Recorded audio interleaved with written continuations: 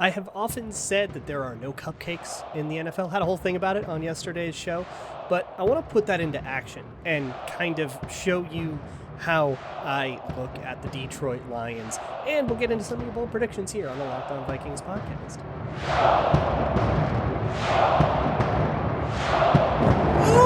Ooh-wee! You are Locked On Vikings, your daily Minnesota Vikings podcast, part of the Locked On Podcast Network, your team every day. What's going on, everybody? Welcome to the Locked On Vikings podcast, part of the Locked On Podcast Network, your team every day. As always, I'm your host, your pal, and the kid you copied off in math class. My name is Luke Braun. You can find me on Twitter at Luke Braun NFL. Shows on Twitter at Locked On Vikings. Thank you so much for making Locked On Vikings your first listen of the day. On today's show, it's Lions preview day, and we've already previewed the Lions once. We played them once, so we kind of understand it a little bit. And so instead, we can get a little bit more abstract. Also, your bold predictions at the end of the show. Don't you dare think I forgot. So we got some weird stuff to talk about, as always a fun way to wrap up the week. So let me talk to you about the Lions. And I went on a whole diatribe on yesterday's show. If you missed that and listen to Crossover Thursday and stuff, I want to take the Lions seriously, and the Vikings will take the Lions seriously. No NFL team will fall into the trap of overlooking, there are no cupcakes in the NFL, and everybody understands that there's always professionals on the other side of the ball. But I want to kind of take you through that exercise, practically, because I think the majority of coverage of this game that I've seen, and it was true in the last matchup as well, is, well, they better not lose to these guys. Or maybe a step further than that, the Lions are bad, and here's all the players who are bad, and kind of a who's who of what's wrong with them. But I want to do a what's what of what's wrong with them, and kind of identify the weak spots that they have, and how we can kind of attack that. And I think what it really comes down to is that the Lions want to be somebody that they aren't capable of being, that they don't have the players to be. And they're trying to set stuff up that other teams do, and they just aren't as good at it. And in those ways, there are opportunities to sort of take advantage of them. And that's the kind of thing I want to see the Vikings do a better job of. Because here's the deal. We are disappointed, right, that they didn't cover the spread against these guys last time that they played them. They won by 2. They were supposed to win by 10. And that's disappointing. So how do we just put the screws to these guys, right? I want to walk away from this thing covering a 30-point victory. I'm sick of this one field goal crap. I want to kill them. But they're a little healthier than last time. Penei Sewell looks a little better. We're a little less healthy than last time. Michael Pierce, it's maybe will come off IR. We'll maybe have Dalvin Tomlinson, who, by the way, came back from the COVID IR list, but like so many other players have, he might not quite be ready to go. He's still limited in practice and stuff. Of course, we had both Griffin and Hunter last time we played these guys. Not the case anymore, and it's in Detroit, which is going to have that level of advantage as well. And I think part of what happened in that other game, and this is the first thing I want to talk about, is motion and pulling and kind of confusion at the line of scrimmage. It's not unlike what we just contended with the 49ers. The 49ers are a lot better about it for reasons I'll get into in a second, but basically the Lions run a lot of the same power and counter and all of these different run plays, and then use motion guys coming across. And what they're trying to do, and I think is a little different than what the 49ers do, but what the Lions try to do is create confusion. And I don't think they are quite aggressive enough about this. Most defenses can handle some level of exchanging a gap or replacing. But that's the point, right? Or to create numbers advantages and stuff and try to move guys around at the line of scrimmage to create confusion and try to set up opportunities that way. They also have this drop pack passing game, which I'll talk about in a little bit too, that is just not all that potent. They want to do a lot of deep shot plays, but then they have Jared Goff, who can't really throw that ball. And it's kind of its own weird failure. That's kind of all on the Lions. But with the motion stuff, here's the difference between the Lions and the 49ers. Even though they're taking very similar approaches spatially to offense, the 49ers are a very controlled chaos. It's why I came away from that game so impressed with Kyle Shanahan. If you motion somebody from, say, the backfield out wide, out to the flat, and then you snap the ball during that motion, somebody's going to widen out with that guy. And I don't think the 49ers necessarily knew who that person would be. I don't think they necessarily cared who that person would be. They knew that if somebody is on the running back, that person's going to be in the box. And if you widen out that running back, somebody's going to widen out with them. And knowing that that person is widening out, a lot of the 49ers plays would then take advantage of that guy widening out, or they would, understand that somebody would deepen or somebody would cross from one side of the formation to the other, and then they would take advantage of that. They understand how defenses respond to motion, and then they have that second step, that second layer of subversion that takes advantage of that response to motion. I don't think the Lions do a very good job of that second step, but I do think they do a reasonable job of creating confusion. And so it's going to be very important in this game. And I do think the Vikings had some struggle in their last game against the Lions in keeping their fits straight, kind of keeping themselves from getting confused on where they're supposed to attack and where they're supposed to park themselves. A lot of run defense, there's kind of one or two players who are going to be tasked with actually getting in, penetrating, and chasing the back down. And everybody else's job is to just hold their spot and stalemate. And if you don't know what spot you're supposed to hold, if you hold the wrong spot, the whole play falls apart from a run defense perspective. I think run defense can be just as fragile as run offense is when all of these pieces kind of have to find their own gap. And if one guy messes up, the running back can find that and punish it. However, I think, and this is a big critique that I would have of the way the Lions offense is constructed, it's a lot of aimless confusion. I don't think, do a very good job of kind of taking advantage of that confusion or taking advantage of the common responses to the challenges that they pose to offenses or to defenses. So your normal solution against the Lions can work. If you want a game plan against the 49ers, let's say the Vikings were going to play the 49ers again, they probably would have to change the way that they respond to certain motions and shifts and pre-snap indicators. They would have to mess with that so that they could mess with the way the 49ers think the Vikings are going to behave. The Lions, there's no control to their chaos, so you just have to be reactive enough to deal with a little bit of chaos. And I think most defenses in the league have that, and it's kind of why the Lions haven't won a game yet. And I think the Vikings can have that too. They just have to do a better job of staying disciplined than they did last time. Now, there's also some elements to the passing game of the Lions that I kind of want to talk about too. But first, you listen to shows like this one for the power of the inside track, maybe level up a little bit. You switch to Boost Mobile for the power of saving money, because with Boost, you get the power of a free 5G phone, so you can listen to the latest episodes and keep up with your favorite players and teams. The power of 3 unlimited data lines for $30 a month per line, so your family can share all of the insights, and the power of one of America's largest 5G networks, so you can do it all at the speed of 5G. With all that money you'll save and the edge you'll gain, just how powerful will you become? Switch to Boost Mobile and find out. Get a free Samsung Galaxy A32 5G when you switch to one of America's largest 5G networks. More power to save. Boost Mobile. Free phone limited to new customers and 1 per line. Additional restrictions apply. Offers and coverage not available everywhere for all phones and networks. See boostmobile.com for details. This holiday season, grab the protein bar that tastes like a candy bar, maybe even better than a candy bar, rich with decadent flavor, covered in 100% chocolate, but amazingly low in calories, sugar, net carbs, and fat. And hey, chock full of protein. You get the best of both worlds. Delicious. Satisfy those cravings. Don't feel bad about it. And get a good dose of protein as well. So many flavors like double chocolate, cookies and cream, peanut butter brownie. Built Bar gives you that extra fuel you need to get everything you need done for the holidays. And hey, here's a pro tip. Dip one of those bad boys in a cup of hot cocoa. You can thank me for that one later. And right now, for probably a limited time, they have marshmallowy flavors. They're Built Bar Puffs, and it's like marshmallowy on the inside. It's absolutely fantastic. So whatever you're going to buy, go to Built.com, use promo code LOCKED15, LOCKED15, all one word, and you get 15% off of your order. That's promo code LOCKED15 for 15% off of your order at Built.com.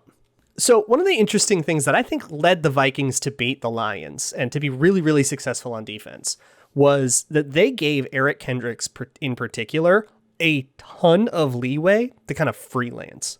And it's something that Mike Zimmer will do. He complains about freelancing a lot, but he will give his like trusted veterans the leeway to sort of abandon the structure of the play if they see what they think they see. So you get these kind of coach on the field types. Harrison Smith can do it. Eric Kendricks can do it. Barr can do it. They can sort of wing it a little bit. And I think that works really well against the chaotic sort of dance that the Lions do. If the Lions are going to pull two people off the interior of the line and try to do a sweep with that or something like that, the linebacker can shoot that gap. And we've talked about shooting gaps before. And I even wrote an article about shooting gaps and tackling and stuff. It was more of a review of the 49ers game, but it's still something that is going to come up here. And it's something that the linebackers have the leeway to do. If they see it, they can go. But I think the idea that instead of trying to sift through and figure out what's my gap now, blah, blah, blah, if Eric Kendricks sees where the play is going, he just chase it down and, to hell with the gaps. I'm going to get in the backfield and mess stuff up. And I think that came in handy a lot against the Lions. I think that ruined a lot of plays against the Lions. I think they should do it again. But another thing that I think the Vikings do, and it went like okay against the Lions, a lot of their match coverages have some specific weak spots, and there is no coverage without a weak spot. So a lot of times picking a coverage is picking, what am I going to be okay with losing to here?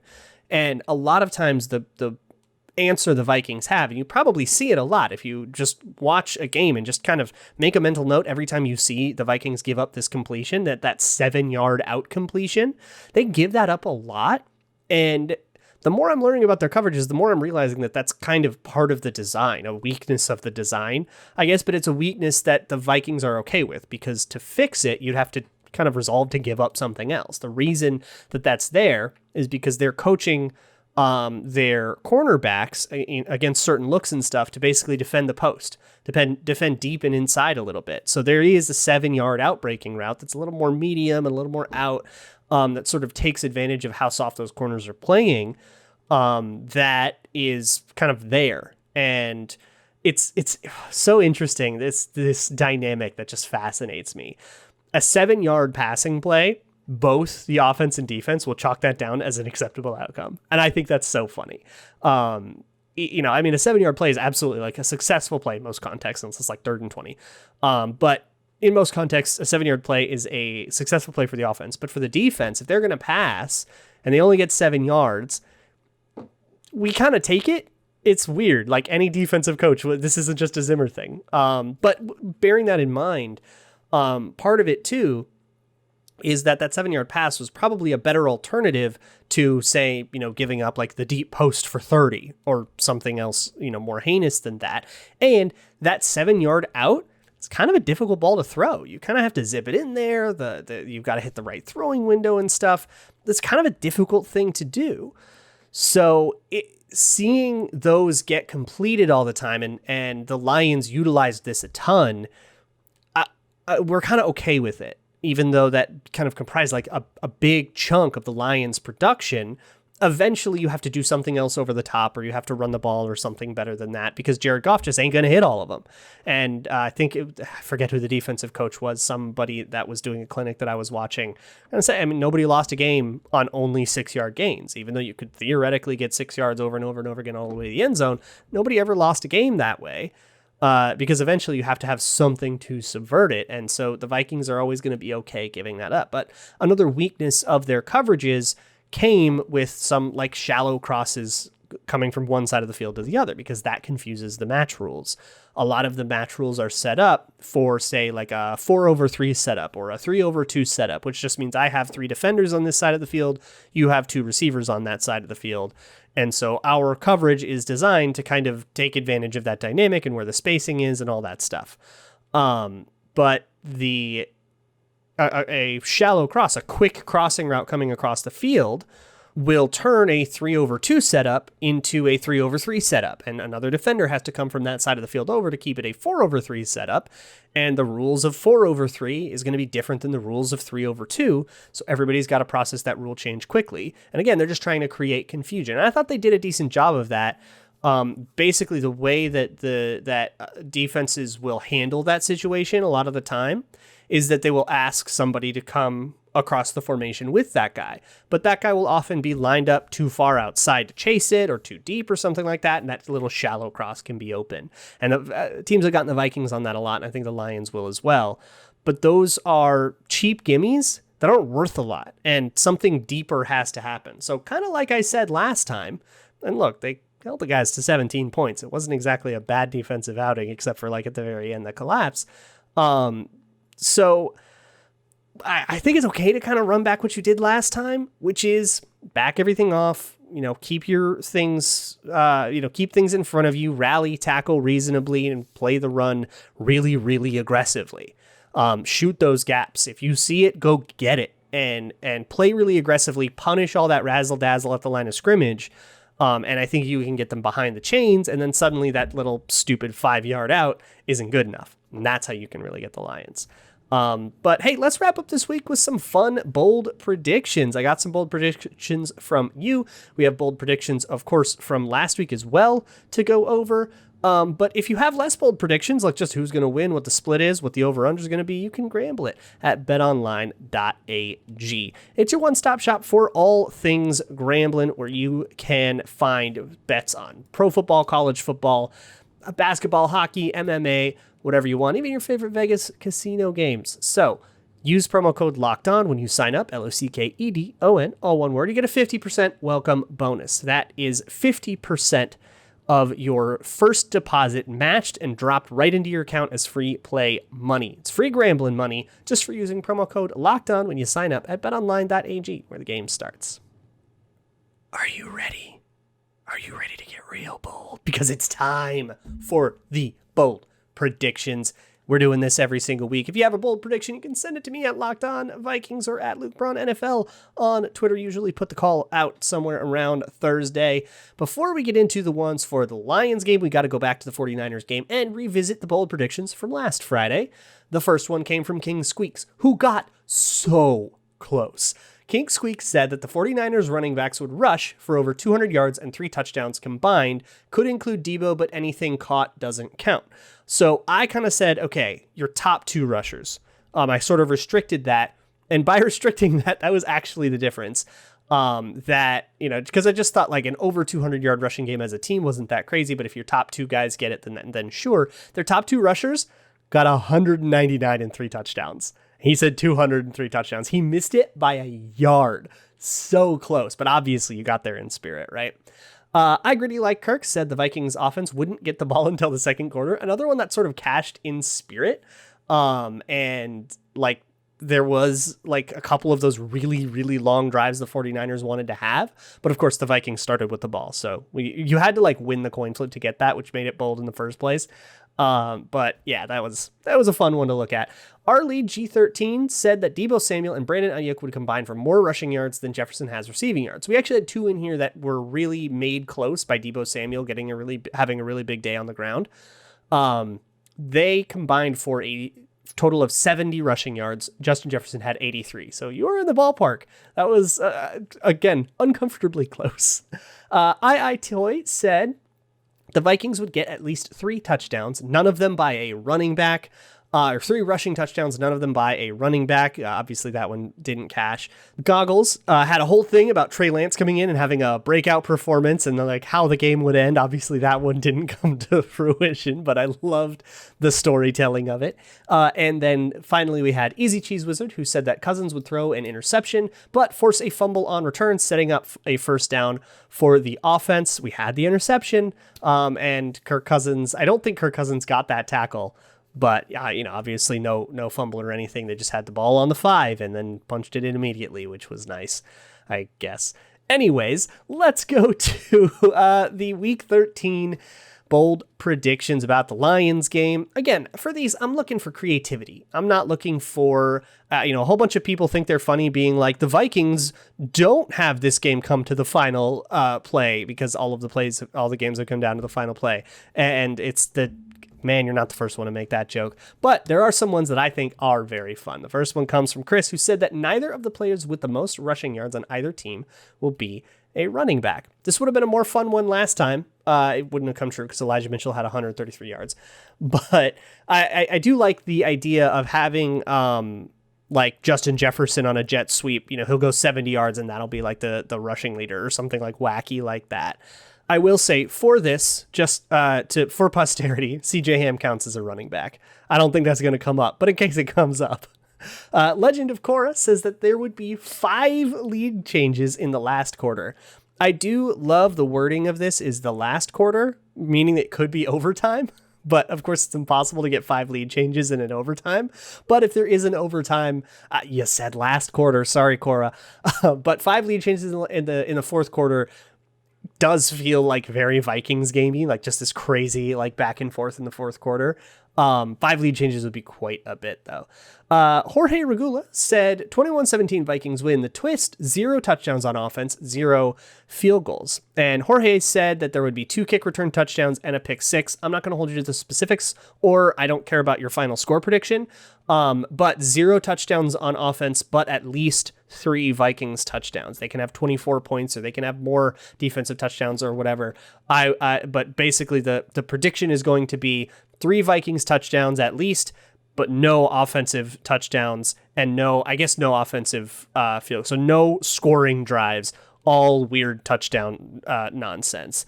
Seth Tupal, by the way, you should go listen to Locked On Wild. He hosts Locked On Wild if you're watching the Wild season.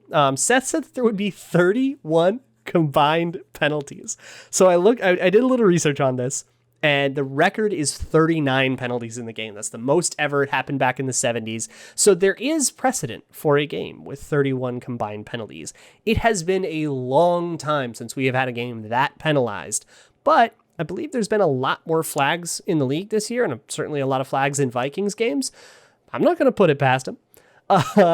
Connor just said Alexander Mattison would have a return touchdown. I particularly like this one because it's just on the edge between like plausible and possible. Because Alexander Mattison is like the up man on kickoffs. He and I think CJ Ham are the 2 guys that are the primary blockers in front of Kene Wangu in kickoff returns. So if there were, say, a squib kick, which is totally a possibility, considering that Wangu's got a bit of a reputation now, and maybe somebody doesn't want to kick to him. So if there's a squib kick, that could definitely end up in Alexander Madison's hands. And if there is a kick in Alexander Madison's hands, look, anything can happen. Now, I don't think he quite has the speed that Wangu has, but again, anything can happen. And it's not like he's a slow guy. He's still a running back. He's going to outrun, most of your like random defensive linemen or whoever's on a kickoff coverage unit. He's going to outrun the kicker and stuff. So yeah, maybe we could see that happening. And the final one comes from Kyle Slaby, the champ, the only one to get one of these right. He says that Jay Feely will talk about the collective troubles with both teams have had with a kicking game this year, missed PATs, missed game winners, and Lions losses on last second kicks, etc. 5 separate times, and neither team misses a kick all day. So I don't think broadcasts will ever do the same point 5 separate times. But I will say, I will back this off for you a little bit. I think both teams need to have a video compilation in the broadcast of kicking woes. Be they the Lions losing on last second kicks, or be they, a Greg Joseph compilation of the wild up and down season he's had. Both teams have a kicking compilation, and neither team misses a kick. If you get that parlay, I'm giving this to you. And you know what? Thinking about that actually seems a little too easy, because I do think both teams are going to reasonably get a kicking thing. So those kicking compilations do have to directly jinx the next kick in a positive way. It has to be, look at the Lions and their kicking woes, and then the Lions set up and make a kick, and then look at Greg Joseph. He's missed all of these, and then Greg Joseph comes. The tone of the kicking segment needs to be directly opposite to the made kicks that we are also predicting. It'll be a weird one to judge. We'll take it next Friday when we get back to it. But hey, however this game goes, we'll be here to pick up the pieces. Hopefully this will be a more fun one to break down than the last Lions game, which was a bit of a stodgy mess. We'll figure it out when we get there. In the meantime, check out the Locked On Bets podcast. Your boy Q and handicapping expert Lee Sterling will help you get your gambles straight. Thanks so much for making Locked On Vikings your first listen of the day each and every day. I'll see y'all next week, and as always, Skol.